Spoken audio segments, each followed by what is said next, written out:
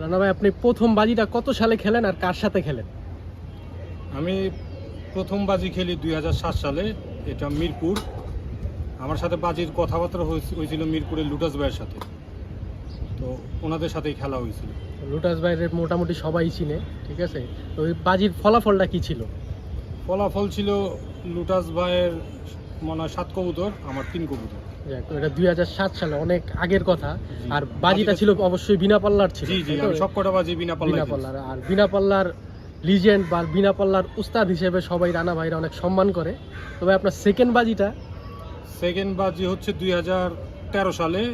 এটা বাসাবো জীবন জামাল, ওরা দুইজন, ওরা কবুতর পালতো একসাথে, ওদের সাথে খেলছে। কত কবুতর ছিল ওই বাজিতে?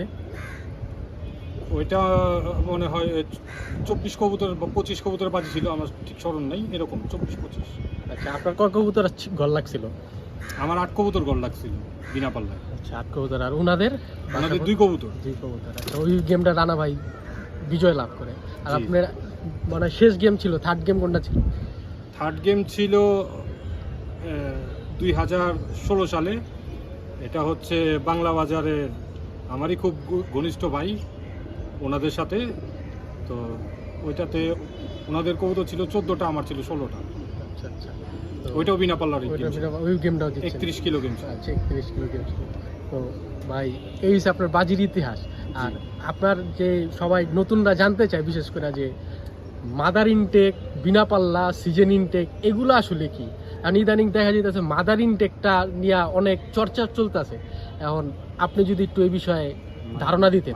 আসলে আমরা যখন ছোটবেলা কবুতর পালি, আমি অনেক অনেক আগে থেকে কবুতর পালি। যে আমি যখন ছোট তখন দেখছি আমার বড় ভাই কবুতর পালতো, ওইখান থেকে আমার কবুতর পালা। তখন মুরব্বীরা দেখতাম যে বিনা পাল্লায় বাজি খেলতো, ওইটারই এখন মাদার ইনটেক বলে। যে যে কবুতর কখনো খাঁচায় ঢুকে নাই, কোনোদিন পাল্লা হয় নাই, যেরকম আমরা তখন দেখছি মুরব্বীরা মসজিদে দাঁড়ায় এগুলা বলতো, প্রমিস করতো যে আমার এই কবুতর কোনোদিন খাঁচায় ঢুকে নেই, সে কবুতর গেমে দিতে হবে। তো সেটা হচ্ছে বিনা পাল্লায়। আর এখন ইদানিং অনেকে মোটামুটি পাল্লা করে, কিন্তু পরের বছর সিজনে প্রথমেই খেলে, সেটাকে আর কি অনেকে সিজন ইনটেক বলে।